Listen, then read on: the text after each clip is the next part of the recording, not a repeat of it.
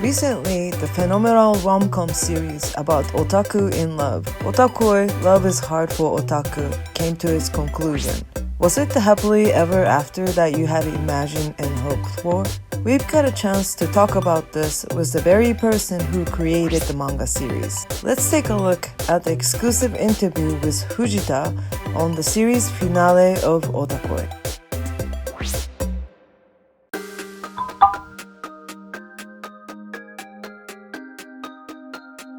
Let's talk about the beginning of the series. Tell us how Otakoi started. I started by posting one page at a time on Pixiv for fun, and people said they liked it in the comments. That made me so happy that I kept at it until Ichijinsha contacted me one day and it became a series. Back then, looking for undiscovered amateur content on Pixiv that you personally enjoy was just starting to become a trend. The free platform provided easy access to that kind of content, and it was kind of like uncovering a lucky find or buried treasure. Nowadays, there are professional artists on Pixiv, and people know they can find good content there, so I think the expectations are much higher than before. I think it really helped that I was posting back when people were just starting to realize that there was some surprisingly fun manga to be found there. What gave you the idea of Otakoi? It came from a conversation I was having with a friend while working on art stuff. We started discussing what-if scenarios about a guy and a girl we thought would be cute together and what kind of things they might talk about.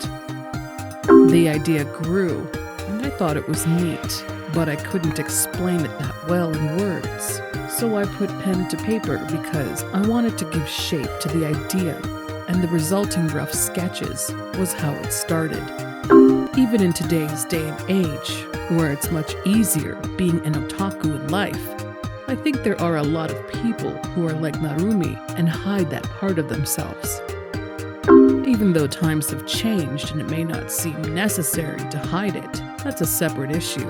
And one of the things I wanted to do was to acknowledge that feeling of reluctance. So I think the final volume provided a sense of closure in that regard by focusing on that issue.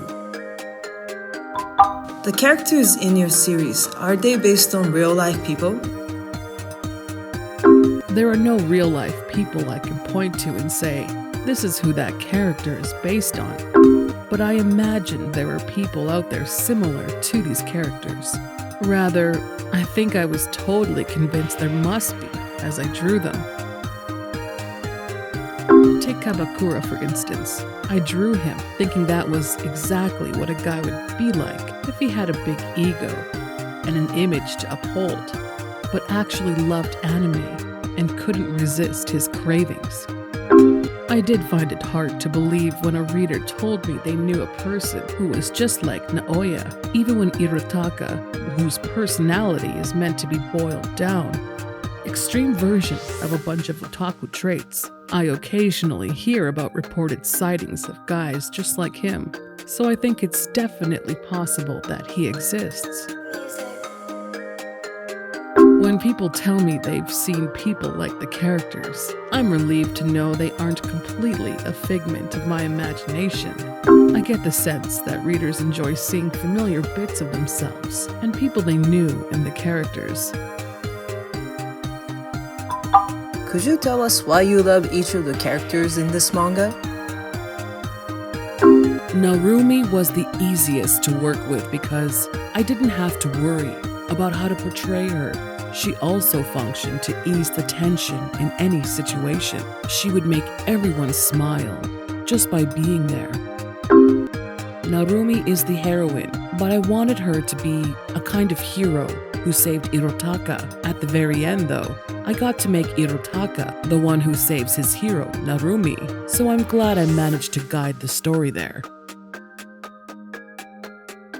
Hirotaka is actually meant to be the heroine, so I was really careful about how I portrayed him, and many of the times my editor turned down a storyboard, it had to do with how I presented Hirotaka. We had discussions that went like, if you make him smile here, it might make the rarity of him smiling less special. I worked with Kabakura, thinking it was okay if he was something of a jerk. When I came up with material for Kabakura, it would be him making a verbal attack with something rude or selfish in an argument with Hanako. I didn't mind if he came across as awful or a jerk, depending on how you looked at it, but I wanted to make sure that he wasn't clearly in the wrong. I wanted the fights between Kabakura and Hanako to be quarrels stemming from a difference in values. I sought advice from a lot of people about how to keep that balanced in terms of whether Kabakura's way of thinking made sense in certain scenes. Kabakura was the second easiest to work with after Narumi, so I enjoyed drawing him. His character was great for throwing curveballs. She was a good senpai around Narumi, older, reliable, cool, and composed. But she acts like a kid around Kabakura, and I wanted to show that contrast. Some characters can be insensitive around the people they're comfortable with, and I wanted that for the Kabahana couple, where they end up looking like a husband and wife comedy act from the outside. I had never created a female character like Hanako, so I wasn't sure if I would grow to like her in the beginning. One thing that can be said for both Kabakura and Hanako is that they both like to act cool. I suppose this is my opportunity to say that I come up with the characters for Hanako's cosplay based on what I think she might choose. So although sometimes people say that those must be my favorite characters, that's not always the case. I really didn't know what to do with Naoya until later on in the series. He was so innocent that I felt like I was drawing a mythical creature I'd never seen before. Kind of like a unicorn that people say exists, but no one's ever seen. I personally identify the least with Naoya's personality traits.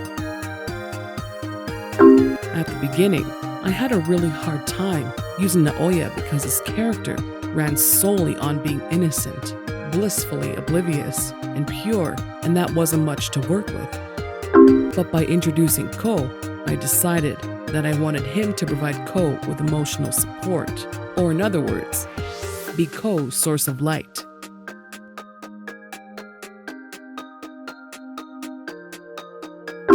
That's how Naoya's role as a character materialized. Without Ko, he really would have just been there for Hirotaka to tell him he sucks at video games. When I proposed Ko's character design, I almost had to redo it at first because she looked too much like a boy, but I pushed it through with the promise that she would get cuter as the series progressed.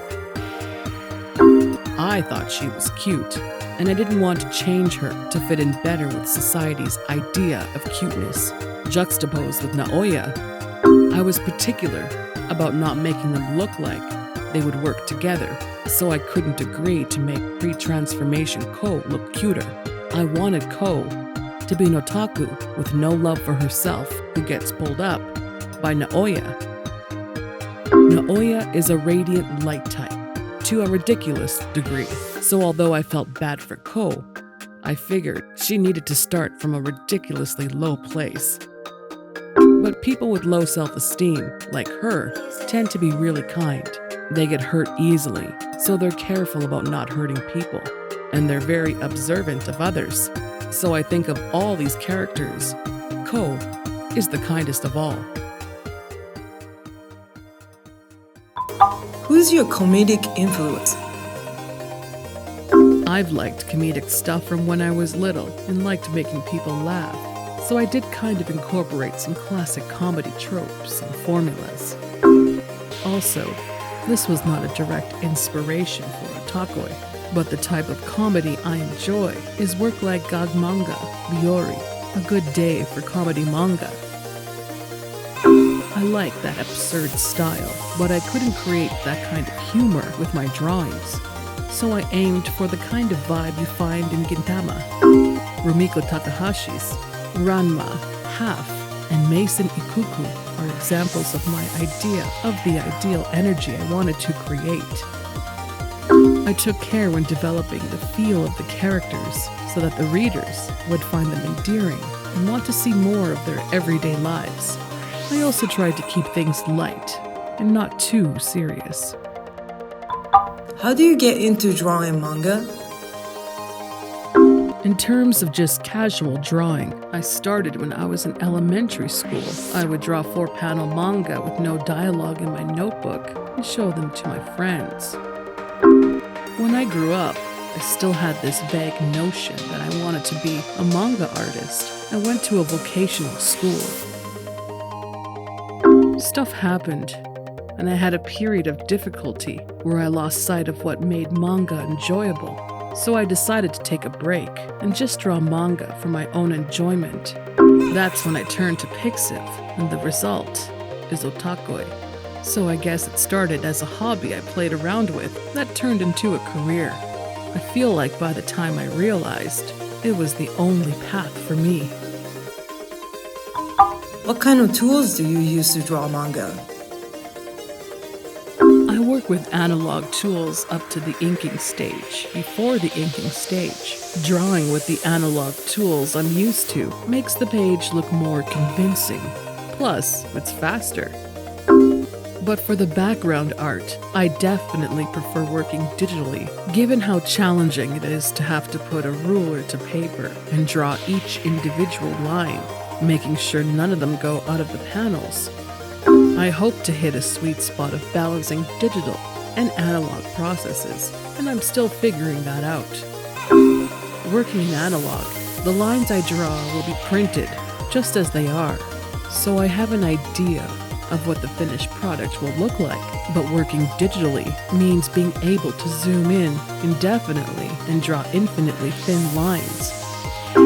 I hate that when I work on fine details until I'm satisfied. There's too much detail in the final print, and the page looks cluttered. I personally don't enjoy reading pages with too much detail, and I want to produce the look of the manga I grew up with. I like lines that are relatively thick and easy to see, and a drawing style that depicts depth of field with just the use of lines. When I draw digitally, I don't get a sense of the finished product, and trying to get it closer to where I want ends up being a time-consuming process. What was it like to see your manga become an anime? Everyone involved worked so hard to create it, and it made me so happy to see how passionate everyone was. I feel like a lot of people discovered Otakoi through the anime, including overseas fans. I think the anime played a big part in how it reached such a global audience. I love watching overseas reaction video series, and in a scene where Hirotaka sees Narumi crying over anime and says, "What's the point of crying over anime at this age?" There are these two overseas otaku guys who tell him off and say something like, "Hey, you just turned everyone against you." But then, Hirotaka cries as well right afterwards, and the guys are like, "Yeah, that's right. It was good to see that they approved of how that played out." People from overseas have much more candid reactions, and it's cute. Even after the TV series was over, we released several OVAs, and they sold in a way that's unimaginable with most usual OVAs. I really felt like it was indicative of just how many people loved the anime. Those involved put so much work into it as well. The anime was a good learning opportunity for me. Would there be a new season of anime Otakoi? I do want to see them do the events surrounding Kabakura and Hanako's wedding, and the book-only episodes from volumes 9 to 11. I want that as much as anybody, so there's no point asking me about it. It would certainly make a lot of people happy if they animated the full series. Is it true that Wotakoi is becoming a theatrical play? Yes, the stage adaptation has a distinctive theatrical vibe of being a live show, and I think people will be glad they watched it. I think the choice of doing Wotakoi in live action is kind of a gamble. It can make some people die from embarrassment by feeling seen. I'm one of those people, actually. It's bad enough in manga form, but producing it with actual people honestly makes me worry that some viewers might explode from embarrassment.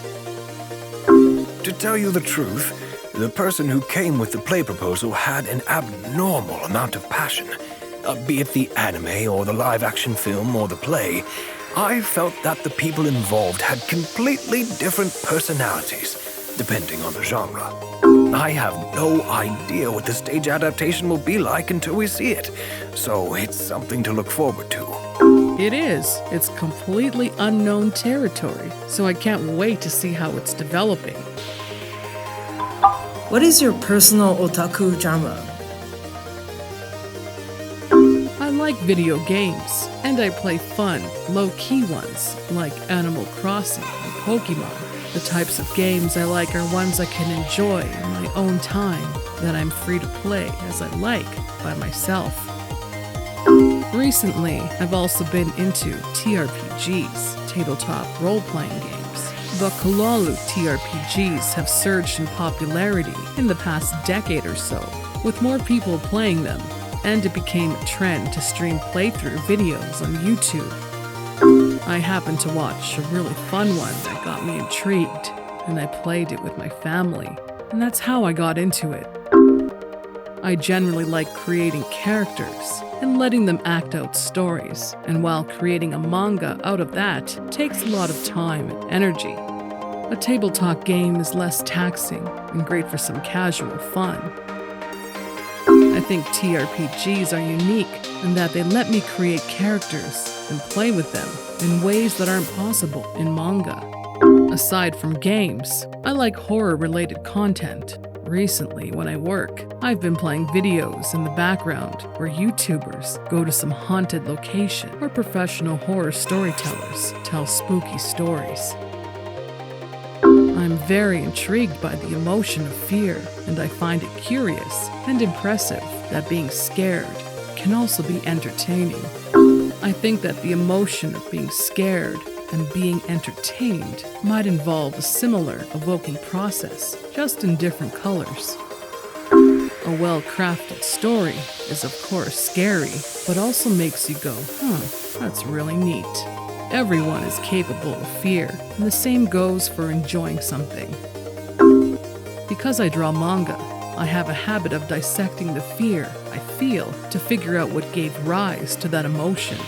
I break down the elements to arrive at a reason that makes sense to me. Like, maybe it's scary because this part of the story is told in this kind of tone.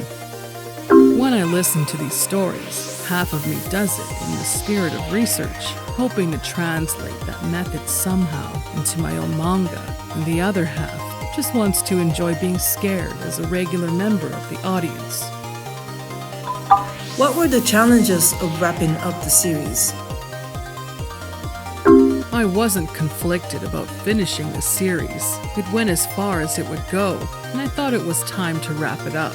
I felt the story couldn't go on without having Narumi face her inner conflict about hiding her otaku ways, and if I kept waiting to pursue that storyline, I was worried that it wouldn't be clear what the story was about anymore. Over the 6 or 7 years working on the series, a gradual rift began to grow between the readership and the character I had originally intended Narumi to be. So time was running out to give closure to the story of Narumi wanting to hide being an otaku, which is what I had set out to do in the first place.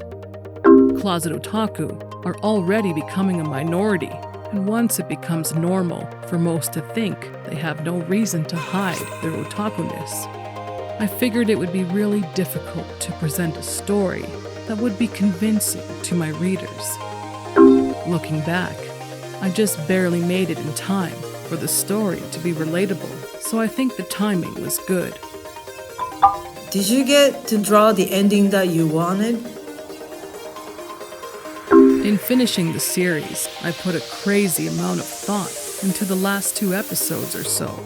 I had to wrap up all the stuff about Narumi's relationship with Hirotaka, but also figure out how to fit that into her own inner conflict, as well as how Hirotaka should get involved in Narumi's personal struggle.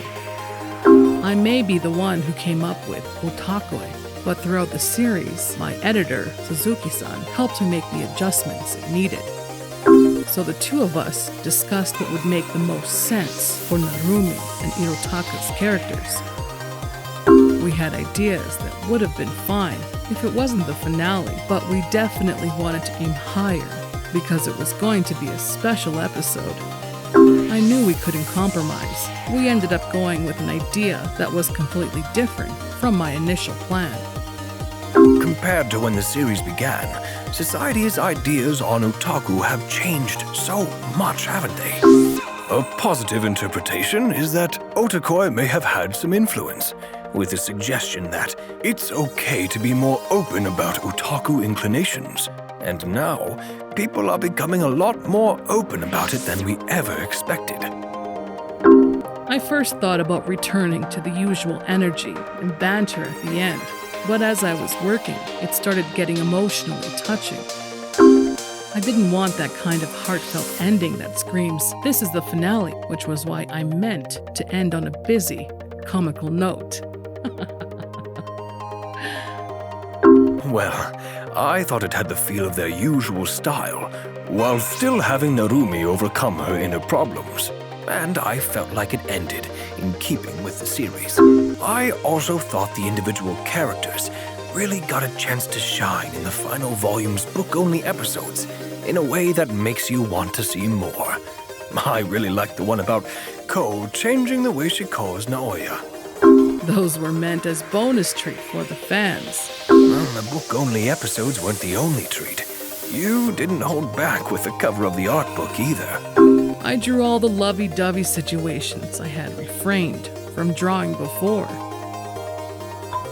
What would you do next? Are you working on anything new?